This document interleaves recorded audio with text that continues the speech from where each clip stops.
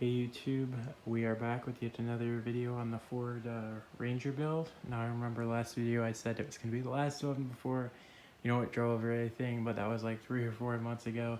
And we're still not quite at that point, but I had a lot of other stuff I had to do when I got it driving anyways.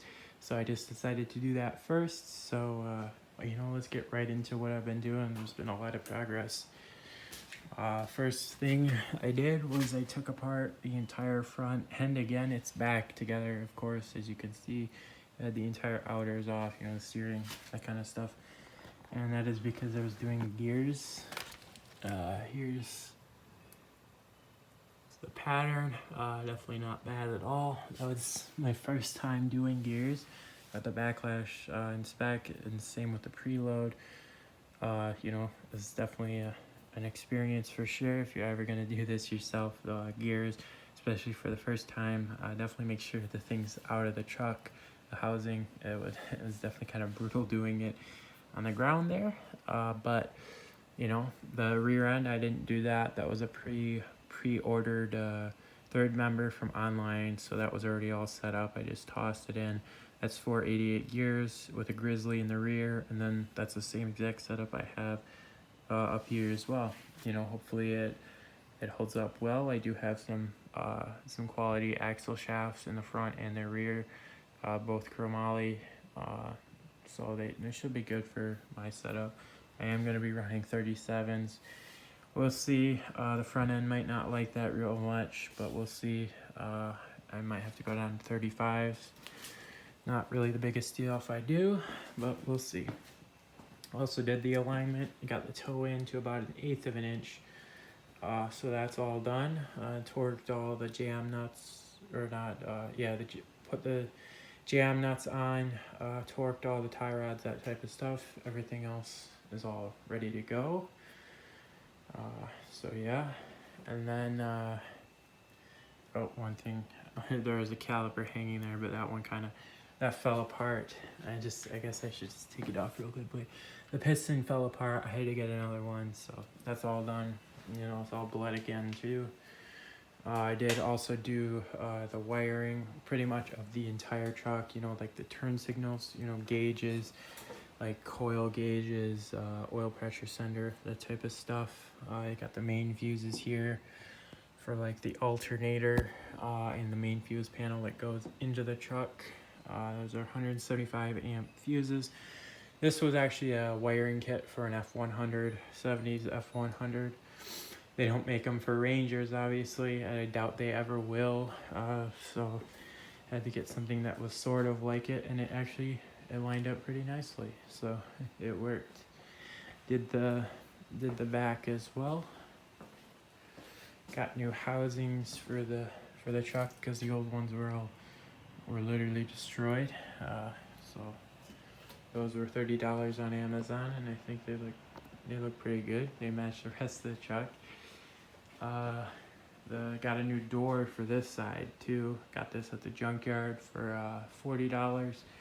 It was definitely worth it. There was a big dent on the old one right here around this area. That didn't really matter. It is a trail truck after all, but there's like this big crease on the roof, as you can see there, and this door right here around this area was totally creased in as well, and there was always water in this when this was actually outside, so I don't think it was sealing right because of that crease. It could also be the lung visor, obviously, but I might as well isolate the issue, and then the handle actually works on this too, so it's really nice. I think it was a good deal, or as good a deal as I was gonna get, I guess.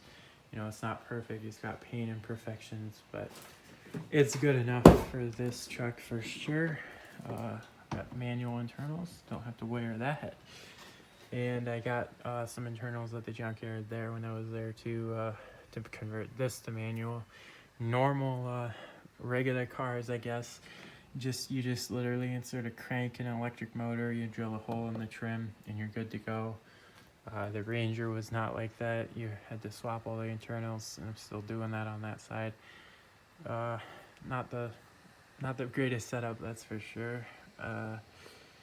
We got this dash kind of assembled as best as I'm gonna get, at least. This had an aftermarket, a gauge cluster type thing here. It came with the truck. I don't know what it was from. Didn't quite fit. I had to trim this top part up here, and it still didn't want to line up to the factory bolt holes or anything. So I just put some self-tabbers in there. You know, it's on, you know. More can you ask for? We'll see if it holds up though. I don't know if it will, but we'll cross that bridge when we get there. Here's the main fuse box. You know, I gotta put the fuses in it, but that's where it's gonna be located. I think that's pretty much all we're gonna do with the interior here.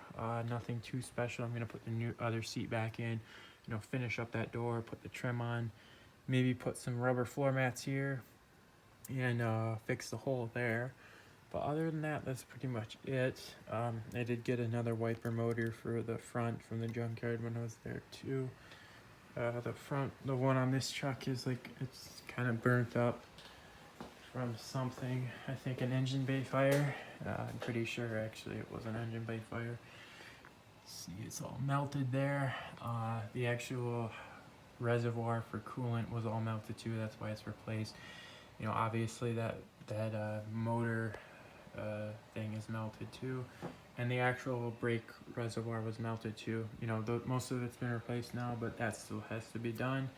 I'm hoping none of the rubber crap back there is melted too, but that's probably wishful thinking. We're gonna do that at the very end. It's not exactly hugely needed to have wipers on a truck that doesn't run. So next thing I'm gonna be doing is adjusting the valves on this motor. I don't think I ever said this on camera, but I actually took this motor to my grandpa's and we rebuilt it there at his house.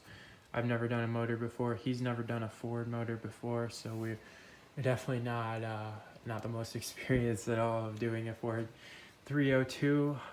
So we were kind of just Googling things as we went along. We got most of it right. It didn't blow up. It had oil pressure, you know, so couldn't have been that bad, but the valves I think we did do wrong. These are just the stock pedestal style non-adjustable valves, and the cam that was originally in this truck, it was just a stock cam. The new one I put in, it's got a 474 lift or something like that. It's an RV style cam. It's nothing too special, but it is quite a bit different from stock. So we're thinking that it might have changed the lash on the rockers. We only got the motor top dead center, you know, torqued the cylinder one and then rotated the crankshaft and did the rest in sequence. You know, that's how you're supposed to do it, but we didn't think to check, you know, if it changed the lash on the push rods or anything. So we're gonna take the covers off and check that and see if we need different length push rods or shims for the rockers. You know, obviously we ran this, we didn't hear any outrageous noises, nothing like that. There was nothing wrong with interference or anything like that. I actually even had that header off since then too to do the O2 sensor drilling, and there was no evidence of, you know, horrific metal or anything. So you know, I don't think we messed anything up real bad, but I guess we'll see. We're gonna adjust them, just make sure they're all good, and then we'll see how it runs after that. We'll fire her up. Everything's pretty much ready to go now with the Holly Sniper, and we're also all ready to go pretty much driving wise. You know, it's got brakes this time. The front end's all torqued down. I just gotta put this cover back on. I gotta get new bolts for it. You know, it is what it is. And then once I get those, I'll put the fluid in. Also did put a drive shaft on the front. This came with the truck. I'm pretty sure it's from a Chevy because it has an internal snap ring on the U-joint. However, the U-joint has a little bit of play in it, this front one at least. So I'm gonna be taking it off again and redo it, or putting a new joint in there, because, you know, it's really not worth the money. It's right near my oil pan, you know, my exhaust. You know, that lets go. It's definitely not a happy ending there. So but that's pretty much it. It's very close now. We're just gonna adjust that probably a few days or so, you know, whenever we both get time to do it. my grandpa's actually gonna come and do that with me. He kind of wants to do it, so we're gonna do that. I guess peace out.